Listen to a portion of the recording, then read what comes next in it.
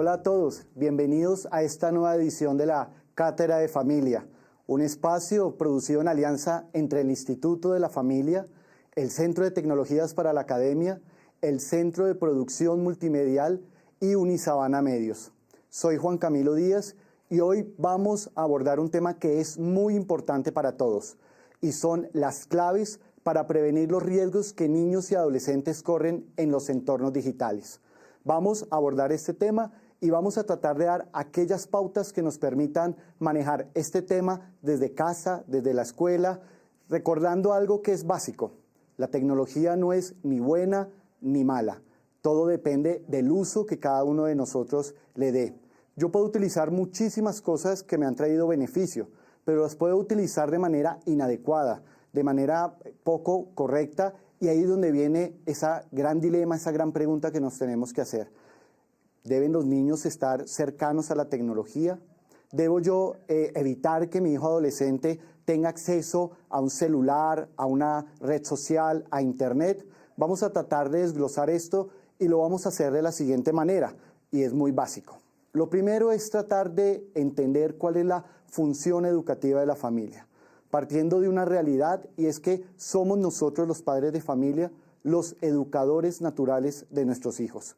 Lo segundo es cuáles son esas características que hoy encontramos e identificamos en esta generación de niños y adolescentes que vienen naciendo de los años 90 hacia acá y que tiene unas características especiales. Son nativos digitales, tienen un chip tecnológico incorporado. Vamos a ver ese tema. Lo tercero es tratar de determinar qué beneficios ha traído la tecnología, pero también cuáles han sido aquellos riesgos que se han originado por el uso inadecuado de esa tecnología.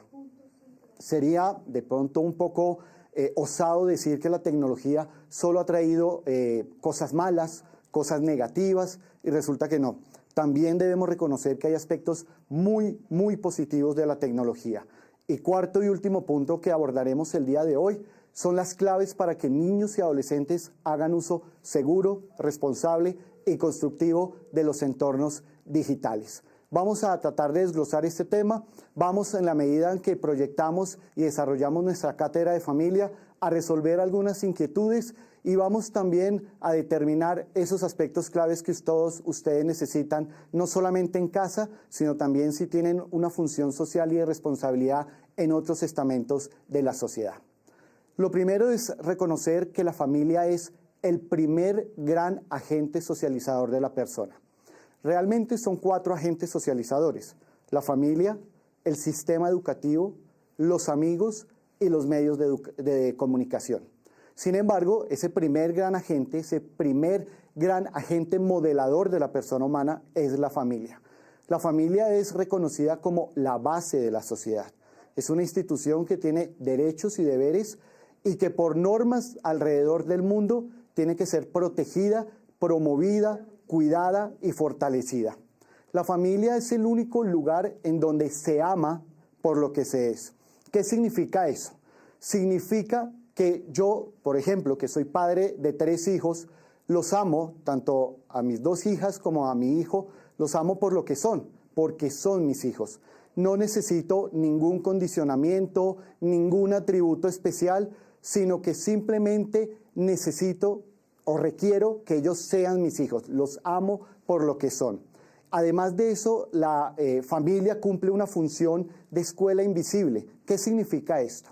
En la familia nosotros ejercemos una función educativa que va ligada a temas como trascendencia, valores, ética, responsabilidad, orden, puntualidad, entre otros. Y esa función educativa, que algunos denominan escuela invisible, se da en el día a día, en la cotidianidad, en el trabajo a diario que los padres de familia hacen con sus hijos, en el ejemplo que los padres delegan a sus hijos, pero también en muchas de las cosas que nuestros hijos hacen y viven a diario, que nos cuentan, que juegan, que también retroalimentan, hacen mucho más experiencial la cotidianidad del entorno familiar. La familia también cumple varias funciones, no solamente la de la transmisión de la vida, sino también esa función educativa que venimos hablando, función económica, de soporte, de manutención de los miembros de la familia, pero también de solidaridad y como una función protectora que le permita a todos los miembros sentirse seguros en ese entorno familiar. Y por último, hay que tener en cuenta que como cualquier institución humana, como cualquier institución social, la familia también presenta muchísimos desafíos. Temas como desplazamientos, traslados por temas laborales, temas de comunicación producidos por la misma tecnología, temas, por ejemplo, los horarios laborales. Hay otros asuntos como delegar la función educativa en otros actores que llevan a que presentemos muchísimas situaciones que tenemos que resolver. Sin embargo, estos desafíos tenemos que verlos siempre desde un punto de vista positivo, porque eso nos permite crecer, nos permite como familia explorar, superar dificultades juntos y en definitiva que la familia pueda cumplir las funciones que le corresponden y ser esa institución que es el hábitat natural de toda persona humana. Ahora bien, lo menciona el profesor Christian Koenen en un libro que se llama La ecología de la familia. Y en ese libro el profesor Koenen lo habla claramente. En ese documento, que es un libro guía dentro de la última colección de 7 guías que recientemente publicó el Instituto, el profesor Koenen menciona que la función educativa de los padres es acompañar, guiar y promover el crecimiento y la maduración de sus hijos. Es lo que él ha denominado, dentro del término de la ecología de la familia, lograr que ese hábitat natural sea un hábitat que promueva el desarrollo de todos y cada uno de los integrantes, especialmente de los hijos. Ahora bien, lo menciona el profesor de la Madrid, para que la tarea sea un éxito, los padres de familia debemos asumir consciente y responsablemente esa función educativa. No ganamos nada con saber que hay una función educativa, que tenemos que educar a nuestros hijos, pero no asumimos con responsabilidad esa tarea. Por eso es tan importante que entendamos que no importa el área de conocimiento, no importa si son temas en los cuales los padres de familia somos expertos o no, todas las áreas deben ser cubiertas de alguna manera y especialmente nos tenemos que apoyar en otros actores, como por ejemplo la escuela, el colegio, la universidad misma. La escuela es muy importante en esto, el colegio en donde están nuestros hijos, por una razón fundamental. Los colegios son, podríamos llamarlo, deben ser complemento, apoyo, soporte a la función educativa de la familia. Esto lo podríamos concluir o cerrar de la siguiente manera. El proyecto educativo institucional del colegio donde están nuestros hijos debe ser afín y complementar y apoyar el proyecto educativo familiar. Y esto es una tarea muy importante que debemos tener en cuenta en todo momento y en todo lugar. Sin embargo, hay una tarea y hay un área del saber en la actualidad, en pleno siglo XXI, que a los padres de familia nos cuesta muchísimo. Y es el tema digital, el tema de que nuestros hijos viven en contacto con los celulares, con internet, las tabletas, las aplicaciones, toda esta dinámica digital que ha llevado a que nosotros los padres de familia no podamos de alguna manera o pensemos que no podemos orientar a nuestros hijos para el uso responsable de contenidos digitales y pareciera que somos ahora exiliados digitales y estamos casi dejando sueltos, libres a nuestros hijos en ese entorno digital. Y ese entorno digital también lo estamos utilizando a manera de biberones electrónicos, una especie de biberones digitales, y son ellos los que están de alguna manera criando, educando a nuestros hijos, y nosotros nos hacemos a un lado porque pareciera que no podemos hacer absolutamente nada. Y en eso hay que ser claros, nosotros los padres de familia no somos nativos digitales. ¿Qué significa exactamente ese término? Voy a citar al profesor Mark Prensky. Él es sociólogo y educador norteamericano que lleva muchísimos años estudiando cuál es el impacto y la relación que se ha generado entre la tecnología y el proceso de educación de las nuevas generaciones. Y él ha dividido al mundo en 2 fracciones, como en 2 generaciones. La primera generación es una generación de aquellas personas que nacimos antes de los años 90, que venimos de un mundo analógico, monocromático, monotemático y totalmente unidireccional. A aquellas personas como yo que vivimos en ese mundo y que nos hemos tenido que adaptar a este nuevo entorno digital, Prensky nos ha denominado inmigrantes digitales. Venimos de un mundo en blanco y negro, totalmente análogo, y nos hemos tenido que trasladar y adaptar a este nuevo mundo totalmente digitalizado. Y ahí hay un cambio enorme porque esta tecnología nos ha tomado muchísima ventaja. ¿Cuál es la otra fracción del mundo que ha determinado Prensky? Lo ha denominado los nativos digitales. Son toda esa generación de seres humanos que vienen nacen, crecen y se desarrollan en un ambiente dominado por la tecnología, multitemático, multicromático, totalmente bidireccional, en un término que el profesor Octavio Islas de la Universidad de Monterrey de México ha denominado una generación de prosumidores. ¿Y qué significa eso? Una generación de personas que produce y consume contenidos permanentemente a través de diferentes plataformas. Nuestros hijos son nativos digitales y a nosotros nos cuesta entender eso. Por ejemplo, para nuestros hijos no existen las nuevas tecnologías. ¿Y por qué no existen? Por una razón fundamental. Para ellos nada es nuevo. Todo lo que tienen a su alrededor lo conocen, hace parte de su entorno.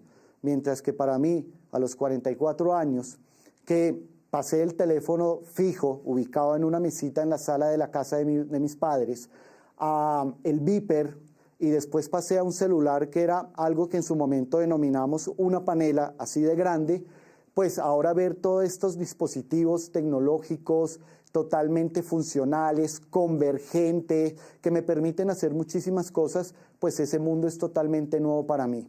Pero eso, que yo sea un inmigrante digital, no me puede alejar a mí de mi función educativa de orientar a mis hijos para el manejo de los entornos digitales. Ahora bien, hay un aspecto que debemos tener en cuenta. Si bien la familia es el primer gran agente socializador, tenemos al sistema educativo, tenemos a los amigos, en donde debemos aprender a conocerlos para poder saber si el proyecto educativo familiar de ellos es afín a nuestro proyecto educativo familiar. Nos encontramos con un cuarto agente socializador que hoy a todas luces no es el cuarto, sino que es el primero. Y son todos los medios de comunicación y todo el entorno mediático que hoy nos rodea. No solamente a los más pequeños, también a nosotros. Estoy hablando no solamente de la televisión, que sigue siendo la reina del hogar, no hablo de la radio con su poder de expansión, su inmediatez, de la prensa escrita con su capacidad de análisis, sino que también debemos tener en cuenta Internet, dispositivos móviles como tabletas y celulares, aplicaciones de todo tipo y otros mecanismos y plataformas que han facilitado muchísimas cosas, pero que también hoy invaden nuestra vida permanentemente, hacen parte del hábitat de nuestros hijos y que en definitiva es un aspecto que debemos tener en cuenta y en el cual nos debemos formar para orientar adecuadamente a nuestros hijos. Aquí es cuando volvemos y hacemos énfasis en la pregunta inicial. ¿Es buena o es mala la tecnología? Y acá hay un aspecto que es muy importante tener en cuenta. E insisto, no es ni buena ni mala. La tecnología es buena o mala dependiendo del uso que cada uno de nosotros le dé. Hay muchísimos beneficios, demasiadas cosas, pero también encontramos demasiados problemas. Hoy la televisión, Internet, los videojuegos, los dispositivos móviles hacen parte de ese entorno natural de nuestros hijos y debemos enseñarlos a que hagan un uso responsable de todos ellos. Yo lo menciono en un libro que publiqué en el 2014, publicado por el Instituto de la Familia aquí en la Universidad de La Sabana, y en ese libro yo lo menciono. Hoy los jóvenes, niños y adolescentes hacen un uso indiscriminado de todo el entorno digital y hace parte de ese entorno. Tenemos dos caminos como padres de familia y educadores. Uno de ellos, prohibirles su uso, o dos, facilitarles el uso de manera responsable y constructiva. Y la recomendación que hacemos, que nos hemos dedicado a estudiar estos temas, es que el mejor camino es el segundo. Educarlos, orientarlos, acompañarlos, supervisar el uso que hacen de estos entornos digitales y especialmente dar ejemplo para que hagan buen uso de todo este entorno. Ahora bien, ¿cuáles son las principales características de todo esta generación digital o generación NET, como algunos le han denominado? Lo primero es que los tiempos han cambiado y han cambiado de una manera sustancial. Hoy hemos, de alguna manera, caído como en una especie de dependencia de todos estos entornos. Los últimos estudios que ha realizado, por ejemplo, la Fundación Telefónica en Iberoamérica y lo que respecta a Colombia, indica que lo primero que nosotros hacemos, los colombianos, más del 80% de los colombianos, lo primero que hacemos apenas nos despertamos es revisar nuestro dispositivo móvil, nuestro celular. Y lo último que hacemos 5 minutos antes de quedar dormidos es revisar nuestro dispositivo móvil. Una herramienta que se nos ha vuelto imprescindible en todas nuestras actividades. Ya lo mencionaba anteriormente, una de las características de esta generación digital tiene que ver con que son nativos digitales. Pero hay otro aspecto al cual quiero subrayar. Hoy es usual que padres y familia afirmemos, al ver cómo nuestros hijos dominan la tecnología, o la dominan no, la manipulan, porque una cosa es que la manipulen y otra cosa es que sean competentes para su uso responsable. Hoy quedamos un poco sorprendidos cuando ellos manipulan los celulares, desbloquean nuestro dispositivo móvil, descargan algún video en YouTube, eligen una película en Netflix. Y a eso lo hemos denominado que hoy los niños tienen un chip tecnológico. Y la verdad no es que sea tan cierto que tengan un chip tecnológico. Realmente lo que sucede es lo siguiente, y ese es un acto de reflexión que los padres de familia debemos hacer. Lo primero que estamos haciendo desde que los niños nacen, para que estén quietos, para que estén callados, ocupados, en silencio y no me molesten, es darles un dispositivo móvil. Un dispositivo móvil que es mío, pero que tiene muchas aplicaciones y juegos para que ellos estén distraídos. No es cierto que hoy los niños vengan con un ADN especial. Tampoco es cierto que tengan su corazón con la forma de la manzana de Apple, ni nada de estas cosas. Simplemente es que desde que nacen les estamos dando, les estamos entregando, los estamos de alguna manera, los estamos sumergiendo en este ambiente digital y ellos, a partir de la experimentación, de la manipulación, del bloqueo, del desbloqueo, de observar, de repetir, de ensayar, pues logran comenzar a desarrollar una serie de competencias que les permitan el manejo de todos estos dispositivos. Y además de eso, debemos tener en cuenta un aspecto especial. Hoy, la edad promedio en la cual los seres humanos están comenzando a aparecer en entornos digitales es a los 3 meses de gestación. Es decir, la primera ecografía que los padres de familia publican en sus redes sociales. De ahí en adelante, todo el desarrollo de ese bebé, su nacimiento, cuando le sale su primer diente, la visita al pediatra, su primer día de colegio, todo es registrado y todo es subido a las redes sociales. Tal vez estamos siendo testigos de la primera generación de seres humanos cuya vida está totalmente documentada en Internet, una especie de ciudadanos digitales. La pregunta que nos tenemos que hacer como padres de familia, como miembros de una sociedad en general es, ¿cuáles serán las consecuencias que traerá a futuro esa huella digital en la vida de nuestros hijos? Por eso, antes de publicar, debo pensar muy bien si eso será bueno o malo ahora o a futuro para la vida de nuestros hijos e incluso para nuestra vida y para nuestro propio desarrollo. Otro elemento que debemos tener en cuenta y está relacionado con un aspecto muy importante, y es en un libro que se llama La Generación NET, del profesor Jorge Yarse. Él menciona que hay 5 usos básicos que hacen niños y adolescentes de los entornos digitales. El primero de ellos tiene que ver con la comunicación, es decir, estas plataformas hoy son excelentes herramientas de comunicación, incluso en el ámbito familiar, cuando hay un miembro de la familia que está de viaje, está lejos por motivos laborales, por motivos de estudio, por alguna otra razón. Entonces, la comunicación. Lo segundo es la interacción que facilitan todos estos dispositivos. Es decir, me puedo comunicar, pero a la vez puedo interactuar con otra persona para que estemos en contacto permanente. Lo tercero tiene que ver que yo además de eso puedo compartir información. Es decir, como lo mencionaba anteriormente con los prosumidores, productores y consumidores de contenidos, yo también puedo de alguna manera compartir información y recibir información de otros y estar enterado de muchísimas actividades, fiestas, reuniones, cumpleaños, etc. La cuarta actividad es todo el tema que tiene que ver con el entretenimiento, un videojuego, una actividad lúdica, una película, escuchar música, ver fotografías en línea, etc. Y la quinta actividad que menciona el profesor Yarse tiene que ver con el consumo, es decir, con el comercio. Hoy cada vez va en auge y en crecimiento el comercio electrónico, el e-commerce. Y eso también es una ventaja que podemos encontrar y es una actividad que hoy permanentemente no solo niños y adolescentes hacen en entornos digitales, sino que nosotros también los adultos lo desarrollamos. Entonces, como podemos ver, estas 5 actividades, que son a todas luces las principales actividades que desarrollamos a diario: comunicarnos, interactuar, entretenernos, compartir y consumir, pues hoy las estamos trasladando en buena parte a los entornos y a las plataformas digitales, y eso trae unas formas y unas transformaciones en nuestros hábitos, en nuestras rutinas, en la forma en que nos comportamos, en nuestras relaciones y en la forma también como nos comunicamos, en donde consideramos que estos ambientes manejan sus propias formas, sus propios lenguajes y sus propios canales. Hay otro aspecto que también debemos tener en cuenta, y lo van a ver ahorita en la pantalla, y tiene que ver con todo el aspecto de cuál es la situación en Colombia. En un estudio que hizo hace un par de años la Facultad de Psicología aquí en la Universidad de La Sabana, lo hizo con más de 180 jóvenes a lo largo y ancho del país. Y ahí hay unos datos que son muy interesantes.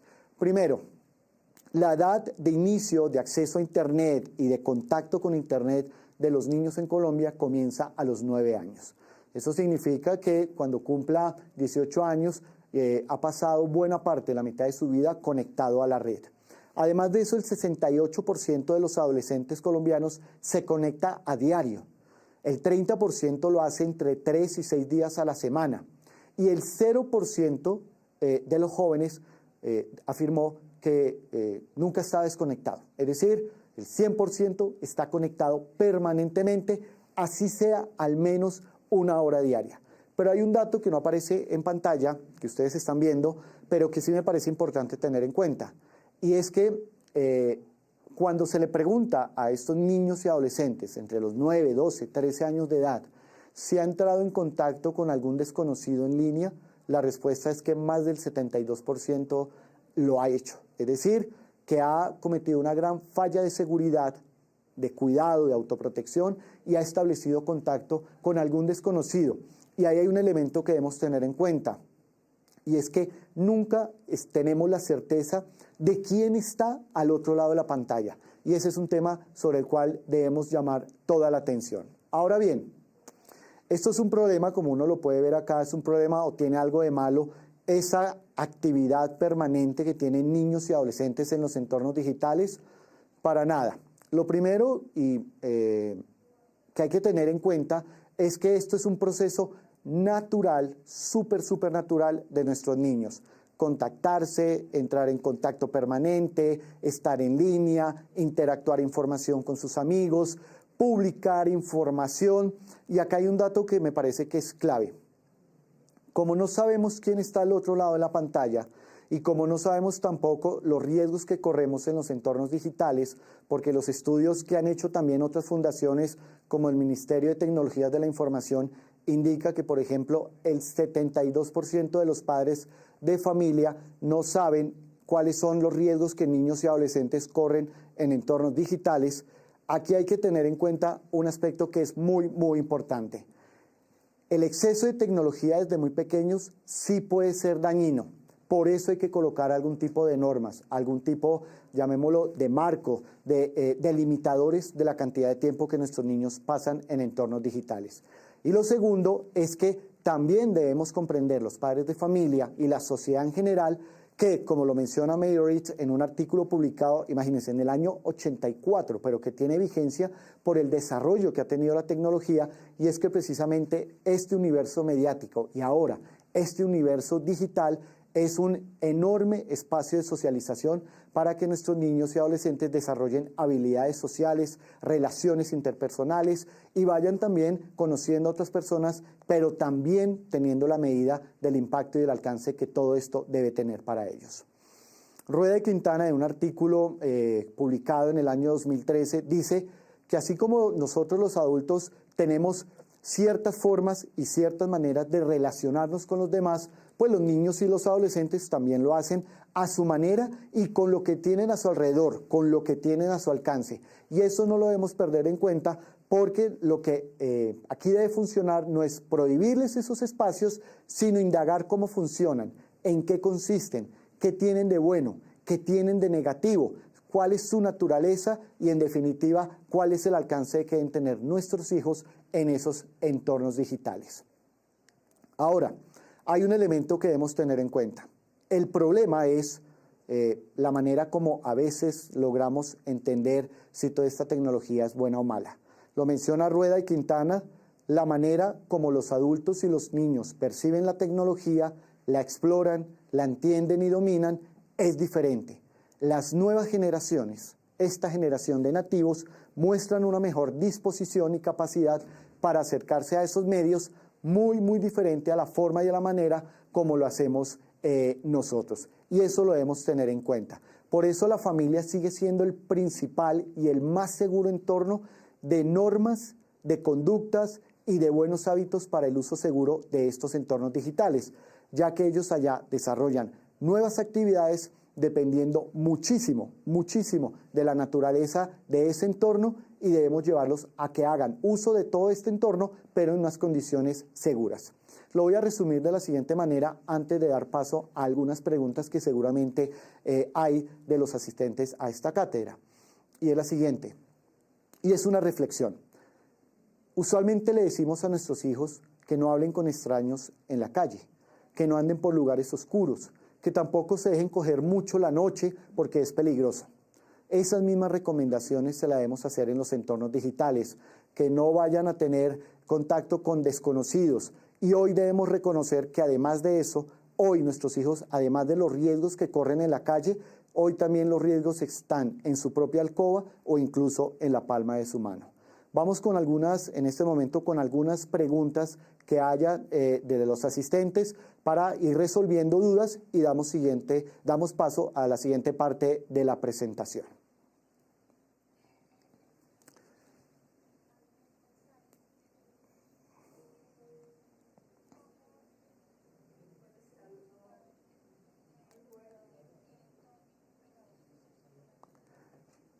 Andrés nos va haciendo una pregunta que es muy interesante y tiene que ver con nosotros los padres de familia. Y ese es un tema con el que usualmente centro o cierro yo básicamente mis presentaciones y tiene que ver con un tema. ¿Cuál es el ejemplo que nosotros, los padres de familia, le estamos dando a nuestros hijos para el uso de estos entornos? Y yo simplemente voy a utilizar la siguiente frase. El ejemplo es el mejor maestro. Yo le diría a Andrés lo siguiente. Tenemos que dar ejemplo. No puede ser que yo le exija a mis hijos que hagan uso seguro y responsable cuando yo no cumplo eso. No tiene sentido que yo le diga a mi hijo o a mi hija que por favor se desconecte cuando yo sigo mirando mi dispositivo móvil. Entonces creo que hay que generar unos espacios libres de cualquier dispositivo móvil, en la cena, cuando salgamos a un restaurante, en un desayuno familiar, en una simple reunión de familia. Debemos desconectarnos, levantar nuevamente nuestra mirada y estar en contacto con aquellas personas que realmente amamos y que son las personas que queremos y con las cuales queremos contar. No sé si haya o tengamos aquí alguna otra pregunta.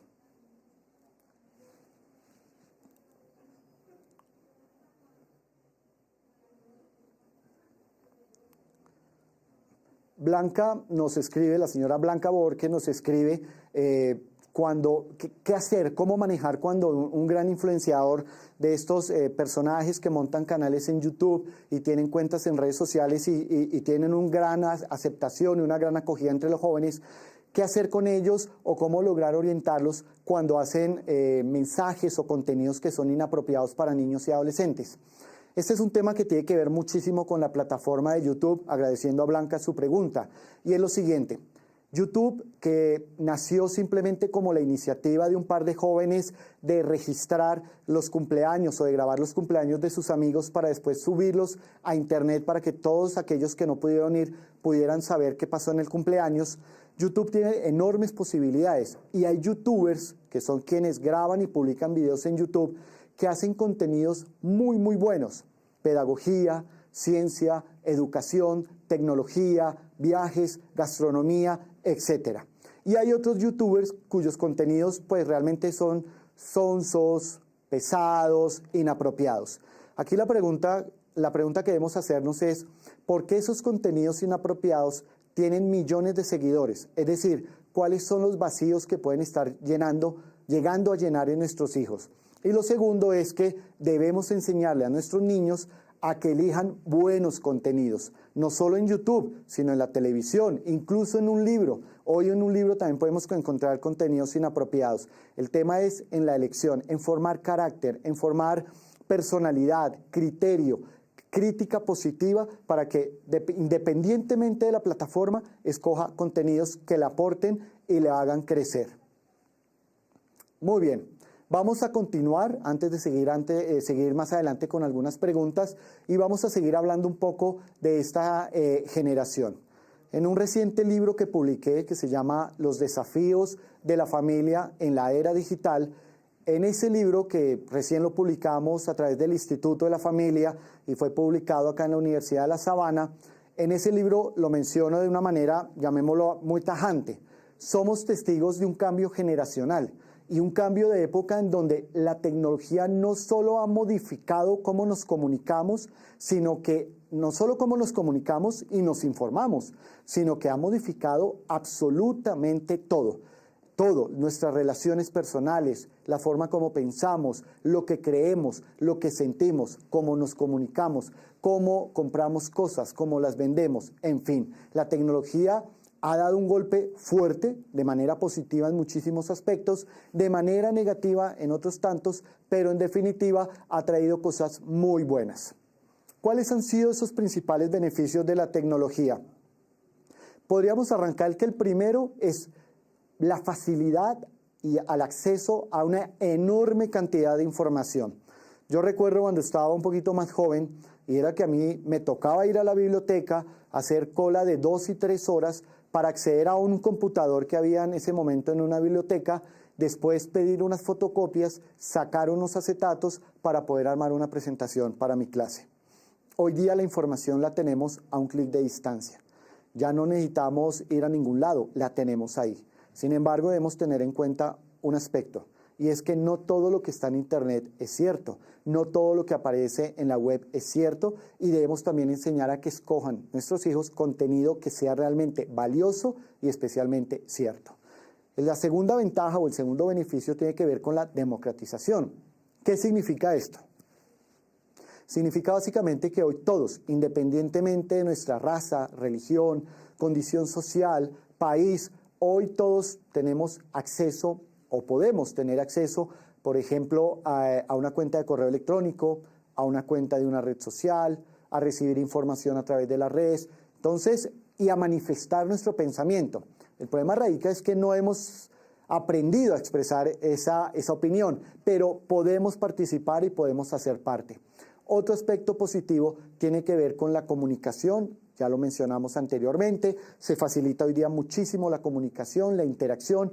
Hoy las barreras geográficas han desaparecido, los tiempos también hoy son muy relativos en muchos aspectos, y lo que a mediados de los años 60 dijo el gran pensador y comunicador Marshall McLuhan, de que el mundo iba a ser una aldea global, hoy es una realidad a todas luces. Hoy el mundo, todo nuestro planeta, es una gran aldea intercomunicada, hiperconectada, pero que también eso ha traído aspectos de pérdida de intimidad, de datos y una cantidad de aspectos que hay que tener en cuenta.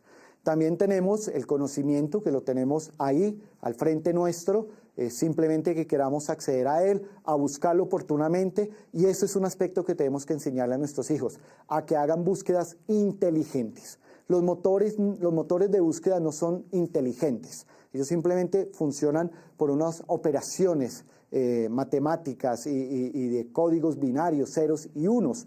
El inteligente es el usuario que debe hacer las búsquedas apropiadas y de manera responsable. Ahora bien, ¿cuáles son, una vez vistos los beneficios, cuáles son los riesgos? Hay demasiados riesgos en Internet y en las redes sociales y en general en los entornos digitales. Podríamos iniciar con el tema de la pornografía en línea. Hoy la pornografía infantil en línea es el cuarto negocio ilícito de mayor rentabilidad después del narcotráfico, la trata de personas y además de eso, además del narcotráfico, la trata de personas, el tráfico de armas y viene la pornografía infantil. Hay que ser muy cuidadosos del tipo de información que nuestros niños suben a Internet. Fotos tal vez en ropa interior, en vestido de baño, en bikini. Ese tipo de fotografías son muy peligrosas porque en cualquier momento alguien, un adulto, un depravado en línea, un depredador en línea, puede tomar esa foto, modificarla y ubicarla en un portal de pornografía. Tenemos que ser muy cuidadosos. Y hay otros riesgos que hay, por ejemplo el grooming. El grooming lo podemos definir como acicalamiento o amansamiento, y es la actividad mediante la cual un adulto se hace pasar por un menor de edad para engañar a un menor de edad y obtener favores y servicios sexuales.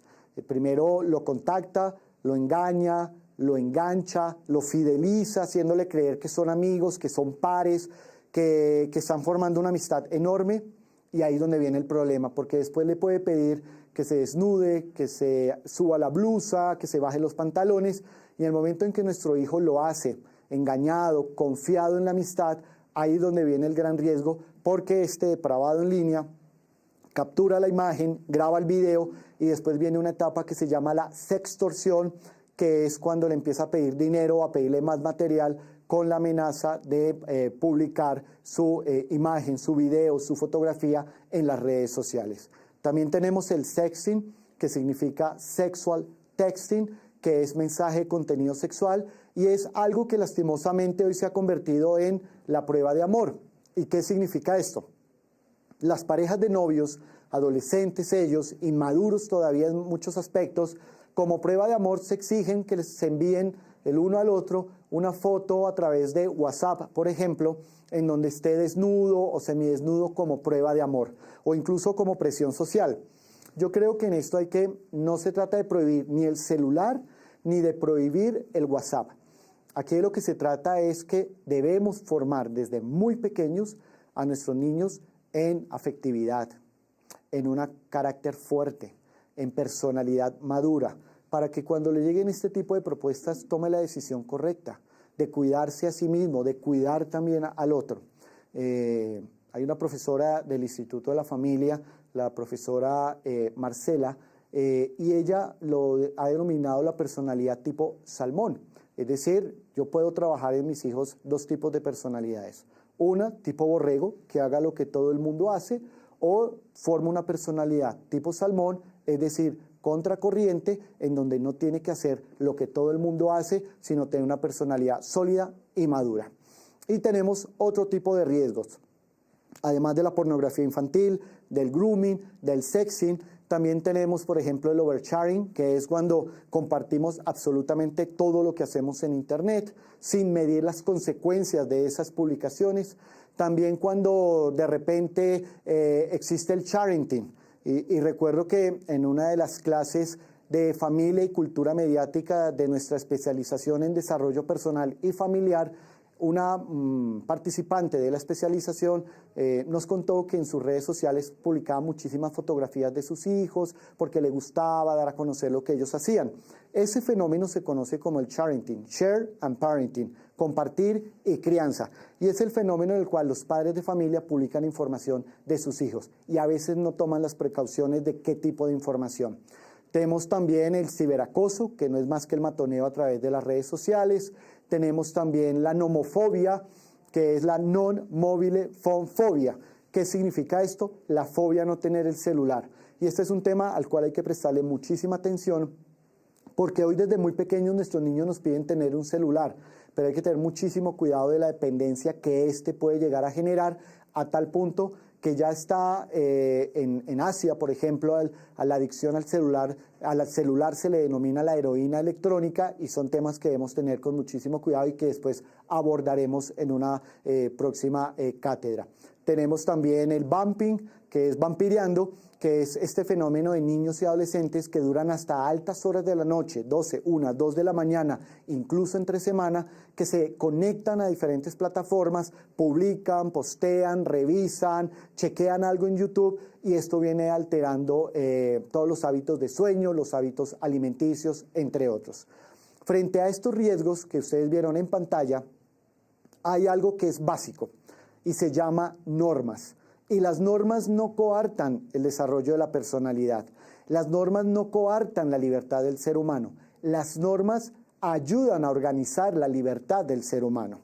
Entonces, colocar normas como, por ejemplo, que hasta cierta hora se puede estar conectado, que solo se puede jugar videojuegos los fines de semana y máximo 1 hora a la semana, que soy yo el papá el que escojo el tipo de videojuegos que mis hijos van a jugar, y este tipo de cosas, pues son normas que le permiten a nuestros hijos a organizar la libertad y el manejo adecuado y responsable de todos estos entornos digitales. Hay otros riesgos más, como el phishing, el FOMO, el trolling, entre otros, que en Internet y en diferente documentación podemos indagar y podemos aprender más sobre todos estos fenómenos que encontramos en los entornos digitales.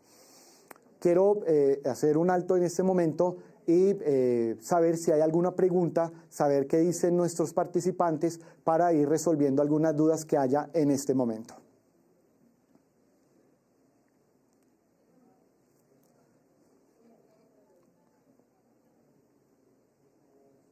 Iván Mauricio tiene una pregunta que es muy interesante.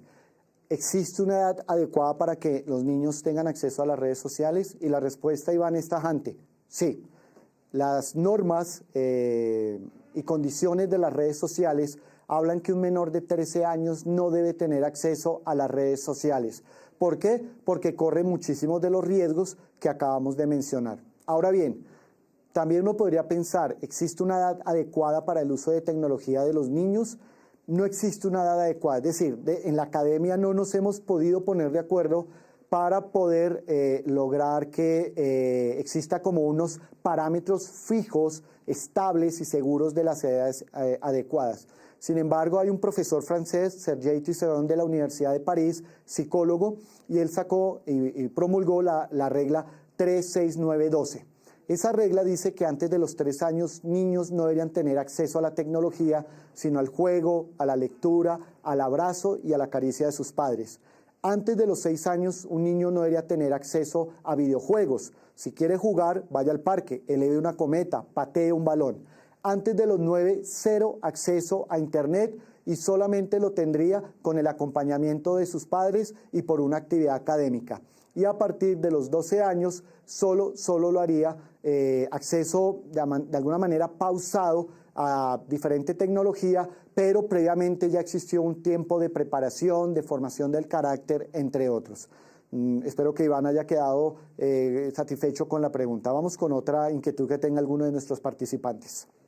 Juan Camilo, Gladys Jaimes pregunta qué garantías tienen los controles parentales si cuando se abre un correo o una página web en el costado derecho se encuentran anuncios sugestivos. Gladys tiene una pregunta que es muy interesante, y es que uno puede colocar controles parentales y al ser a veces muchos de ellos gratuitos incluyen publicidad, y esa publicidad no es buena. Publicidad de cosas negativas, de productos no aptos para los niños y este tipo de cosas. Yo la respuesta que le puedo dar a nuestra participante es la siguiente. Si uno va a colocar una aplicación de protección parental gratuita, ese es uno de los riesgos que tiene. A lo mejor, y es mucho más seguro y mucho más rentable, colocar una aplicación de algún costo que vaya ad-free, es decir, sin publicidad, para evitar que este tipo de cosas sucedan. Y hay una aplicación que no es aplicación, sino un software para que de alguna manera permita que no tengamos términos inadecuados. Y tiene que ver con lo siguiente. Google, el famoso motor de búsqueda, tiene un sistema que se llama Google Safe Search, es decir, búsqueda segura de Google. Usted lo descarga, lo instala en su computador y el sistema le va a pedir a usted unos términos que usted desea que no le salgan cuando usted haga una búsqueda. Violencia, muerte, matanza, masacre, por ejemplo. Y cuando usted haga una búsqueda en Google a través de ese computador, el sistema automáticamente va a bloquear alguna referencia, algún sitio web que tenga alguno de esos términos. Creo que hay algunas preguntas que van al aire.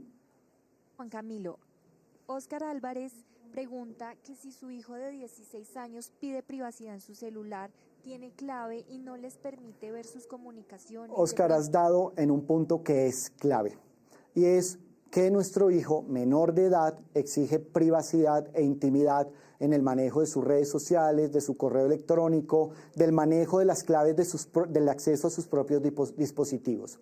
Yo te diría lo siguiente, y le diría a todos nuestros participantes: está bien, y tiene razón el hijo, hay que respetar esos espacios. Y para poder aprender a respetarlos, debemos formarlos para que en esos espacios hagan un uso seguro y responsable.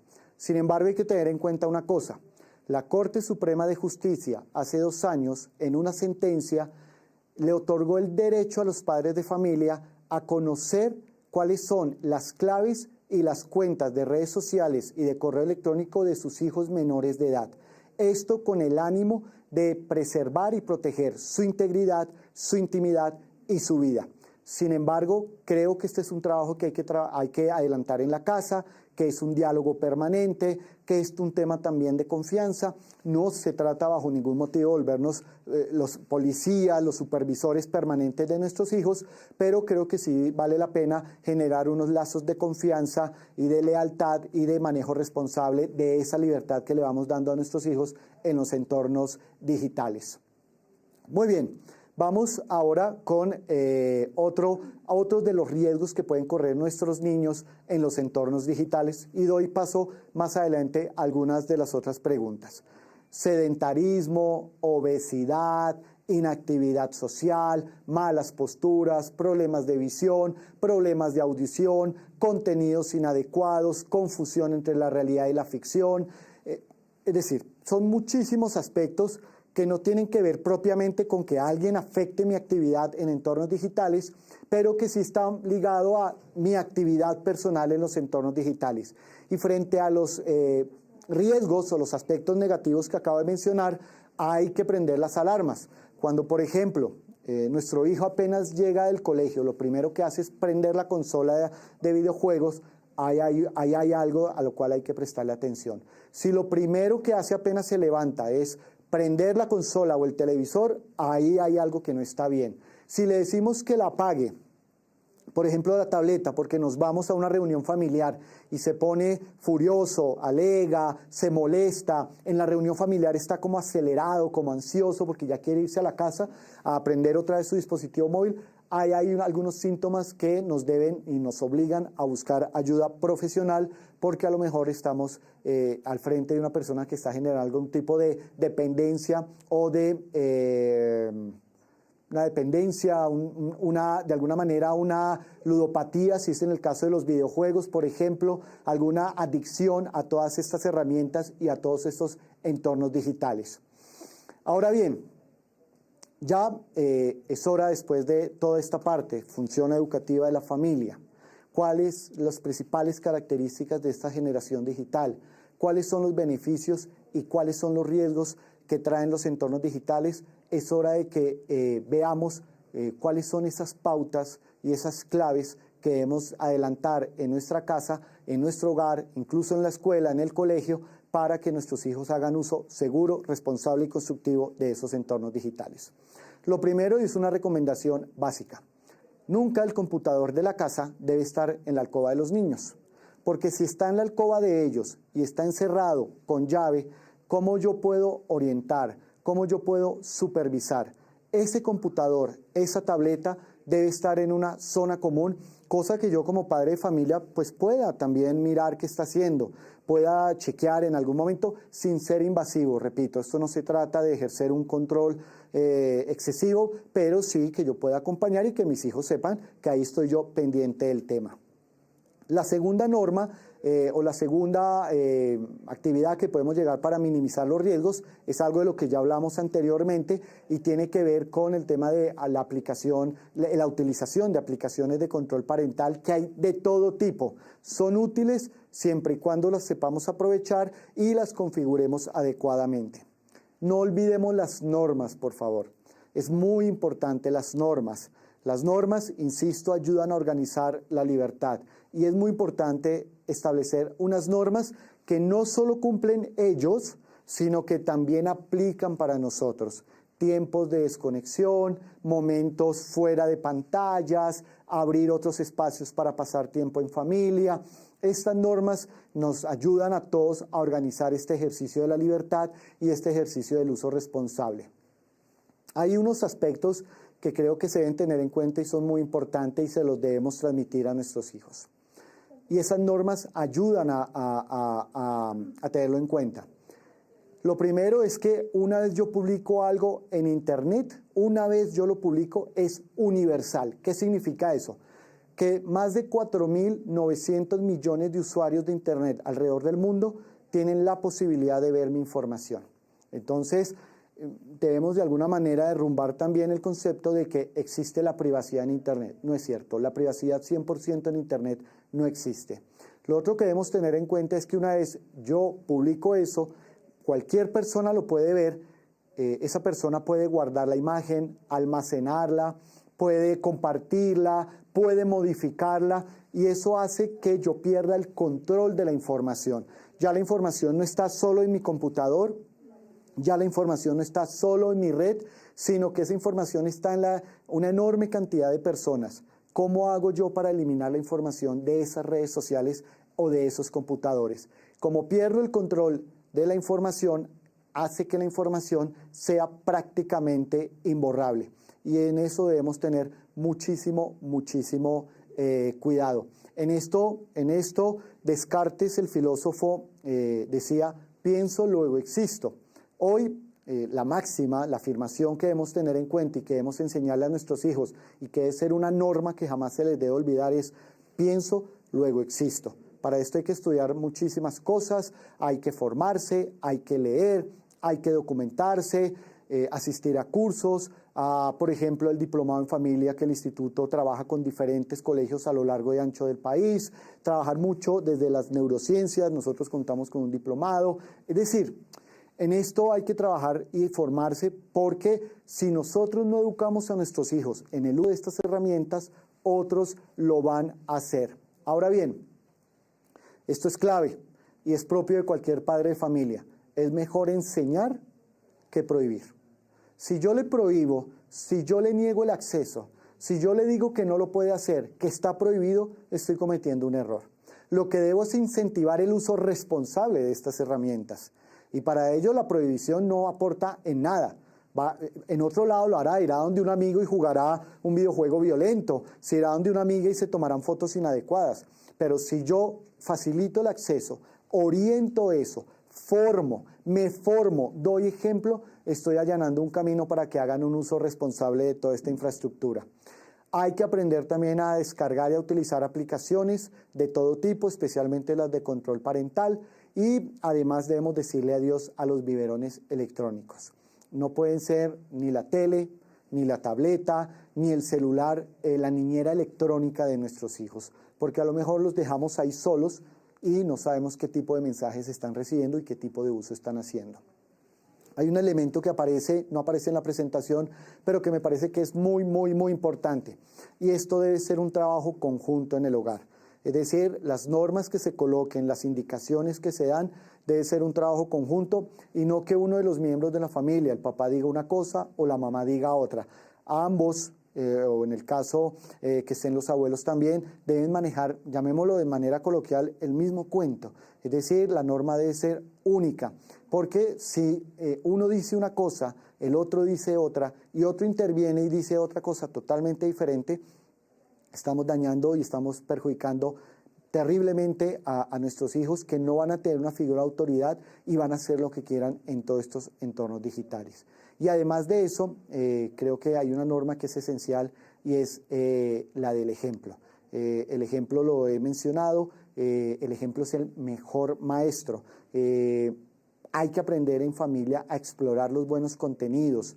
Debemos también enseñarle a nuestros hijos a que elijan bien. Debemos como familia interactuar. Debemos también saber convivir con todo este entorno y en último lograr que todos nosotros, la familia como tal, logremos sacar el mayor provecho posible de toda esta tecnología, de todos estos contenidos para bien, fortalecimiento y cuidado de la misma institución familiar. Incluso nos puede llegar a pasar que estando viendo una película salga un contenido inadecuado. Y ahí, aunque no lo creamos, ahí ocurre o sucede y hay una oportunidad pedagógica de decirle a nuestros hijos por qué eso que acaba de ver es positivo o es negativo y qué reflexión hace de eso.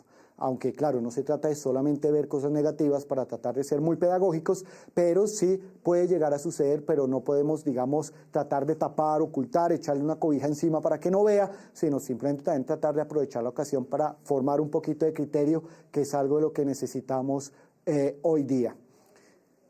Bueno, vamos ya llegando al final de esta cátedra de familia, una cátedra de familia que da para muchísimos temas más. El uso responsable de videojuegos, también cómo se clasifican los videojuegos, el tema del uso del celular, a qué edad nuestros hijos deberían usar celular, por ejemplo, qué tipo de celular, el tema de la televisión, especialmente cuando hoy la mayoría de los contenidos que nuestros hijos ven les dicen que primero sexo y después amor, es decir, han alterado el orden propio de lo que debe ser aspectos íntimos y privados de la persona humana. Entonces, estas cátedras nos están permitiendo desarrollar esta. Espero que podamos abrir un espacio más adelante para abordar este y otros temas relacionados con los entornos digitales y, en definitiva, que el ejemplo nos lleve a nosotros, el ejemplo, la formación, el amor por nuestros hijos nos lleve a que busquemos lo mejor de ellos en todos los aspectos de la vida, incluido el entorno digital. La próxima cátedra de familia vamos a tener a la profesora Pamela Leiva, que nos abordará un tema que es muy, muy importante para todos nosotros y que tiene que ver con todo este aspecto relacionado con las habilidades y toda la responsabilidad familiar corporativa. Es decir, hoy cómo se debe ir gestando una cultura para que las empresas sean familiarmente responsables, tengan en principio a su principal inversión, a su principal, no sé si llamarlo recurso, a su principal activo, mejor, que es la persona.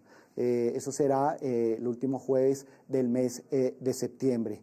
Bueno, vamos llegando ya al final de esta transmisión, una transmisión que contó un trabajo conjunto y una alianza conjunta entre el Instituto de la Familia, el Centro de Producción Multimedial de la Facultad de Comunicación de la Universidad de La Sabana y el Centro de Tecnologías para la Academia de la Universidad de La Sabana. No olviden seguirnos en nuestras cuentas de redes sociales, del Instituto, en Facebook, Instituto de la Familia, Universidad de La Sabana, en Twitter, IFA Unisabana, en Instagram, IFA _Unisabana y las redes sociales de Unisabana Medios y de la Facultad de Comunicación de la Universidad de La Sabana. Espero que nos volvamos a encontrar y les hago nuevamente la invitación para que desde el hogar, desde la familia y desde todos los actores sociales aprovechemos, orientemos y acompañemos a nuestros hijos para que hagan uso seguro, responsable y constructivo de toda la tecnología. Un saludo, que estén muy bien.